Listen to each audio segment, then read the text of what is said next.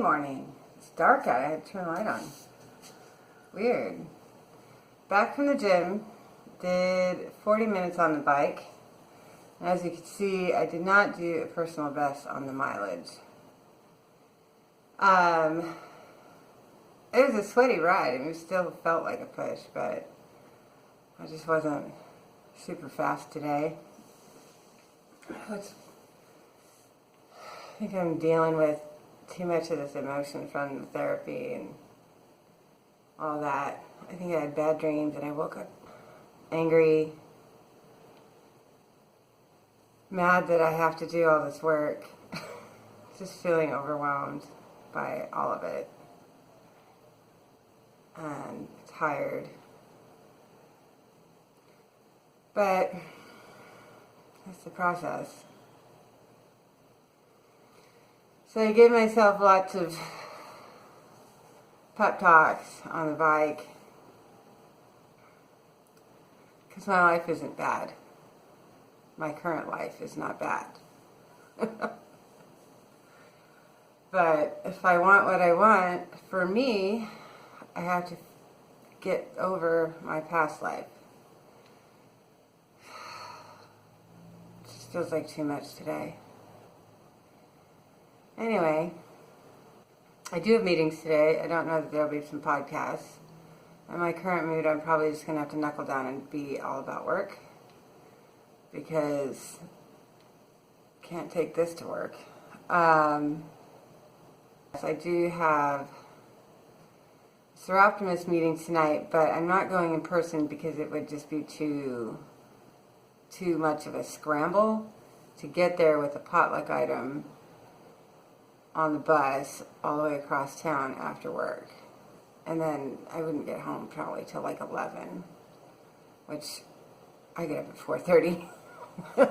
So that's not necessarily a great idea. So I'm going to do it via Zoom. So I will still participate, but I will literally phone it in.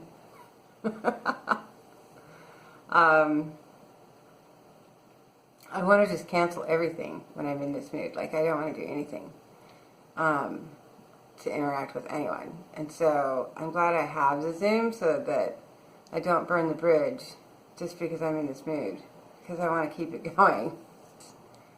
This is temporary. I would like to actually have a life ongoing. So don't burn down everything because you feel like this in this moment. That's what I'm telling myself. So you push through.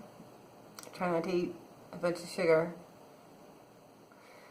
Small plates, green juice, show up.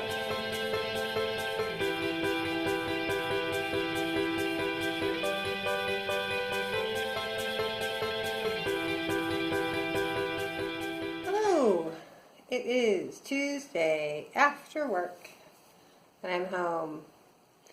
I'm in a much better mood than I was this morning. Yeah, I was so cranky.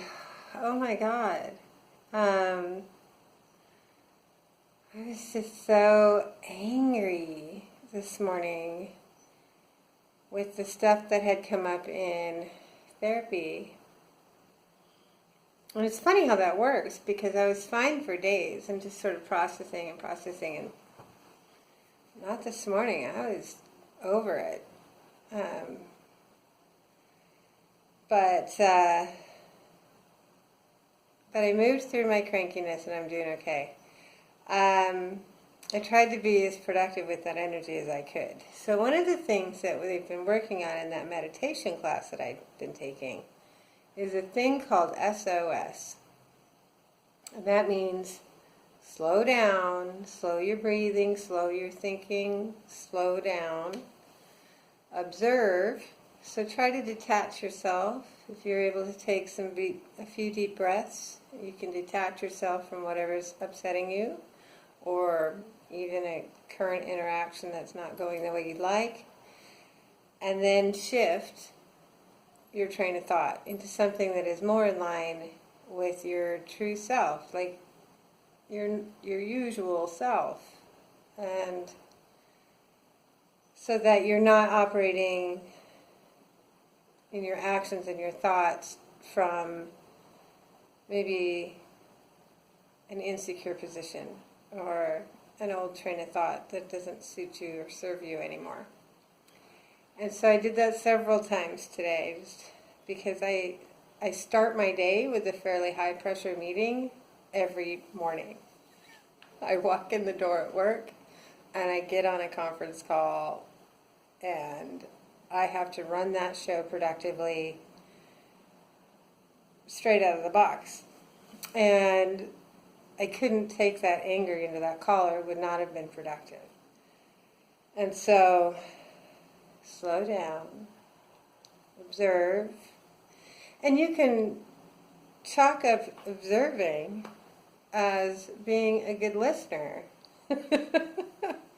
People are grateful when you slow down and let them speak. And so in practice, it works out. Because for me, especially when I start getting worked up about something, I'm not letting people finish their sentences as well as I should. I'm interrupting when I shouldn't. I am just jumping ahead without being a good listener. And so, slow down, observe. And some of my observation is for my benefit, but the other benefit is that whomever I'm interacting with will feel better listened to, and in truth, I will have listened to them better because I did slow down. So it invariably will help you shift your perspective, which is the end goal.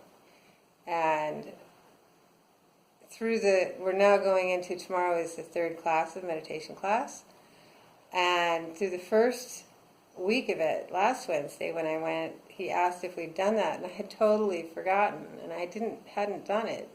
And I didn't actually think it was very practical. But this week I've been very deliberate in trying to do it, and I think it's far more practical than I realized. Because I do slow down. I slow my speaking, which makes me think more carefully about what I'll say, and also gives the impression of much more intention to the listener because I have slowed down and it's very deliberate. There's multiple aspects of that work out in your favor, especially in a high-pressure meeting situation. So in a work setting, it's great. I don't have a lot of, I need to slow down, observe, and shift at home, but it does work at home so that I don't accidentally find myself mistreating the people around me because I just happen to be in a poor mood, So I did that a few times today, and then I did get to listen to some podcasts after all. My mid-afternoon lunch and for a little while after lunch was meeting free, and so I was able to listen to some podcasts, and what I listened to was about the sugar reduction, because that is a concern for my health. I've been considered borderline diabetic for most of my life. I've never been considered a diabetic. I've never actually jumped the threshold because I've always been able to keep it in check with my nutrition.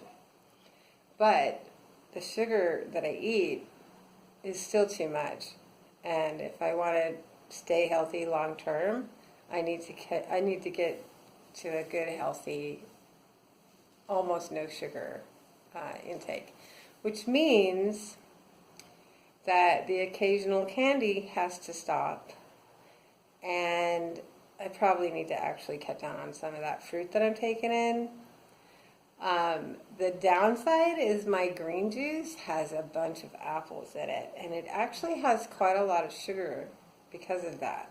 It doesn't have any actual sugar, but it's got apples and carrots, which are both high in sugar. I think if I just keep that as my primary sugar, fruit sugar, it means my other fruits will drop out because I drank all my apples. Because I did the recipe conversion for what that green juice is, And I'm drinking the equivalent of 2 apples with that juice every day.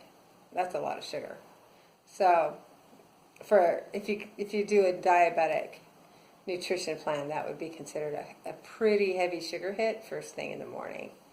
And so, yeah. Now that I feel really solid in my not needing to eat bread. I'm completely comfortable with it. I don't miss rice. I don't miss potatoes. I don't miss bread. I'm okay. I think it's okay to move on to a new issue, and that's sugar. Eliminating breads eliminates a lot of sugar if you eat commercially made bread. But now it's time to think about actual sugars, either fruit sugars or processed sugars, and start paying more attention to that. I think that's my next agenda. Yeah, that's where I'm at. So I listened to a bunch of podcasts around that. And they really like diabetic podcasts because that's the healthiest way to go sugar-free that I'm aware of. And so listening to people talk about their A1C and fluctuations depending on, whether you eat your sugar with a protein or not, and there was a lot there. So not a lot to share, and they don't do inspirational quotes and scientific podcasts. So I don't have any. But I am in a far better mood because I did my SOS several times through the day. My meditation instructor, Harsha is his name, he wants me to do it. He says they do it every hour on the hour. And I don't know if I have the capacity to remember to do that every hour. I get busy, but he says that he does it every hour on the hour just to bring himself back to peace.